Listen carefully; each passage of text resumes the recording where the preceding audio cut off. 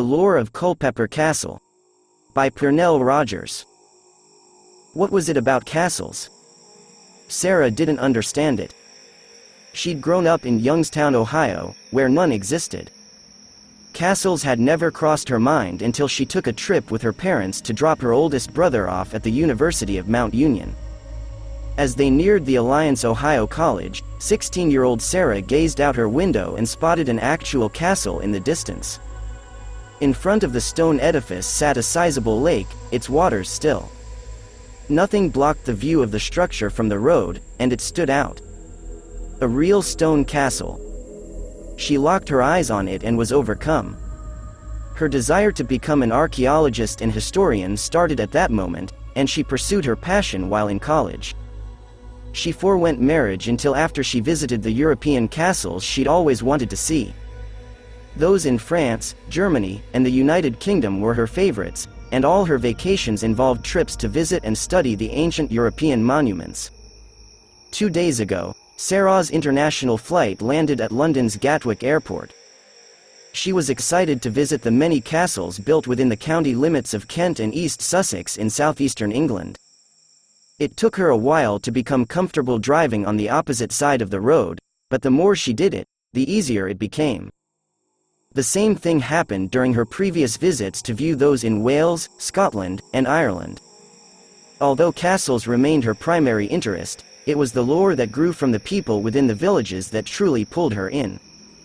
Not the typical stories of knights and damsels, kings and queens, and warfare. She preferred the lore developed among the common folk, the serfs and peasants, and other low-level workers and villagers who helped maintain the kingdom. Many times, their lore contained what they believed to be supernatural elements that couldn't be explained at that time. The specific lore surrounding the Culpepper Castle, which sat on a spur overlooking the land in East Sussex County, held her attention today. They completed its construction around 1507, and Henry VIII declared it as a first line of defense from intruders crossing the English Channel in 1550. After the declaration, the king gave control of the castle to one of many governors within his court. The governor and his family lived in there for 3 years before something odd occurred. Rumors began to circulate among the villagers that the governor's son had been banished to a small structure at the bottom of the spur, out of sight from anyone approaching the main castle. Another story hinted only the son's head remained inside the cloaked structure. In either case, people shied away from entering it because they believed the imprisoned son was possessed by evil. She'd heard many odd tales involving ghosts, evil spirits, and other supernatural phenomena that roamed for centuries through these stone monoliths, but figured those depictions only gave substance to the lore, casting a shadow of doom for those who heard and believed the tales. This castle's tale resembled many others, but she'd read that professional historians had already opened and examined the small structure. Visitors had the opportunity to enter, but they rarely did so because it couldn't be seen when approaching the larger, more extravagant castle at the top of the hill. She went off script and visited the small structure. Thin clouds overtook the morning sun, but Sarah could still feel the vestiges of the sun's heat bathing her arms and face as she exited her vehicle. From her vantage point, a luscious deep green carpet of grass lay spread out for acres, in all directions except one. Only dark green trees and other high shrubbery separated the vast plots of land. A sweetness hung in the air. She gazed at the steep hill that sat behind the small structure, and let her eyes rise toward the main castle. Occupying the entire hill was a manicured vineyard with its evenly spaced horizontal rows. She wondered what brand of wine was produced by those grapes. Her attention turned toward the small stone structure that was supposed to house the governor's possessed son. It looked more like a ruin, but its stone roof was still intact. The wooden entrance door remained closed, and she was certain that it was locked. She hiked her shoulders to reset her backpack, then took a chance and twisted the door's handle. The door opened, and she pushed it wider to allow more light inside. Dust particles zipped through the muted sunlight like miniature meteors. Then an ancient musky smell met her nose, and she cleared her nostrils before entering. The entrance foyer was small, maybe 5 feet wide and 4 feet long.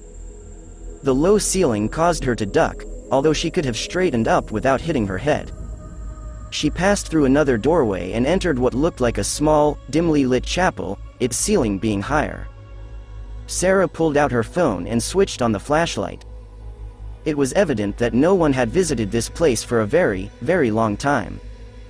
Off-white stone benches sat on both sides of the central aisle, and an off-white stone podium sat up front facing a non-existent audience.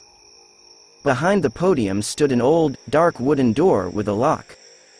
Faded frescoes of angels with spread wings occupied the walls, their colors nearly gone.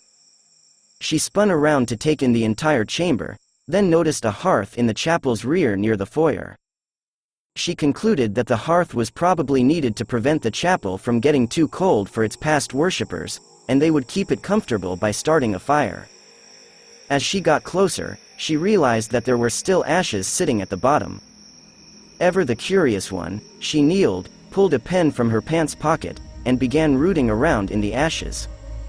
People had discovered various historical items buried within the hearths of other ancient structures, and she hoped she'd have the same luck here. She stuck the pen straight down to get an idea of how thick the ashes were. It became half buried. Starting closest to her, she dragged her pen from side to side through the ashes, hoping she'd feel a vibration if the pen struck something. On her third attempt, her pen hit something, and she used it to move the ashes around. It was an ash-covered stone which she set aside. She began the motion again. Her pen struck another object, which she guessed was another stone. She sifted the ashes out of the way, then stopped. It was a key, but to what? Sarah pulled the key out and examined it before blowing the residual ashes away. This wasn't a modern key. It looked more like a skeleton key, but larger. She may have discovered something after all, or it could be just a prop put there on purpose. She slipped on her glasses to see if the item held any inscriptions but didn't find anything of significance. Who would imagine finding a key within a hearth? Unsure of what to do, she held onto it for the moment and slipped it into her pocket. She returned to her feet, then roamed around the chapel once more. The door behind the podium intrigued her. She was sure this door wouldn't be open and felt the key may open it. She tried the door without using the key. The door opened, and she paused. More dusty silt rose into the air, causing Sarah to cough as she covered her mouth. There was a definitive stink coming from below. She cleared her nostrils again and aimed her flashlight inside. A very narrow stone stairway led downward. She thought this is how horror movies began and didn't take a step forward until she stuffed a sweater from her backpack into the door so it wouldn't close all the way. The stone stairway made a slow turn toward the right, throwing her balance off a bit. She gave out a loud grunt and listened. There was no echo. Her grunt stayed in front of her. The stench became stronger as she reached the bottom of the stairway. She'd entered another stone chamber. Her flashlight's beam slid across the thick walls and ceiling until it illuminated another massive stone podium. Atop the podium sat a wooden box with intricate carvings. She moved closer and then circled the podium, blowing the dust away from the box. She was sure the box was another prop for anyone wishing to explore the unpopular structure. Upon closer inspection, the box's exterior carvings were all of angels with spread wings. Could the angels protect the castle from the governor's possessed son? The box was big enough to contain a human head, but it had to be a prop. Everything inside the small chamber exuded a thick, gloomy feeling where her skin wanted to crawl but couldn't quite get there. That effect pleased her. She set her phone down on its stand and tried to open the box. It wouldn't open. A prop, just like she suspected. Sarah made another circuit around the podium and found a place to insert a key. She thought for a while. The odds of the key she'd found fitting the lock were astronomical. Nevertheless, she pulled it from her pocket and stuck it in. The key went in further than she expected. She tried turning it in both directions, but nothing happened. However, the key seemed like it fit. She pulled it out again and wiped it down before sticking it back in and turning. She heard something grinding inside the lock when she tried turning the key to the right. There was more grinding as she kept turning until she heard a pop. Uncertainty entered. If this was a prop, it was an excellent setup, but if this was authentic, maybe she should stop and let England's professional historians examine everything. But she still believed historians had already examined the structure. They would have found the box already. Everything down there had to be props. She'd let the castle's lure get to her this time. She pulled out the key, made sure her flashlight illuminated the box, and then lifted the lid. An audible gasp came from inside the box, and she stepped back. A vague mist rose from inside and caused her phone's flashlight to dim while something unseen buffeted her body. Her hair, clothing, and the fine hairs on her arms vibrated as if something passed right through her. She moved forward to gaze inside the box. A partially collapsed skull sat inside with sunken black eyes. The door at the top of the stone staircase creaked. Sarah snatched her phone and scurried up the staircase at breakneck speed. She lost her footing and slammed her knee into the edge of one of the solid stairs. She seized her knee and continued up. The door remained open, and as she reached for it, she spotted a black mist hovering in the structure's foyer. It swirled and shimmered, becoming both transparent and visible at different times. This was out of Sarah's experience.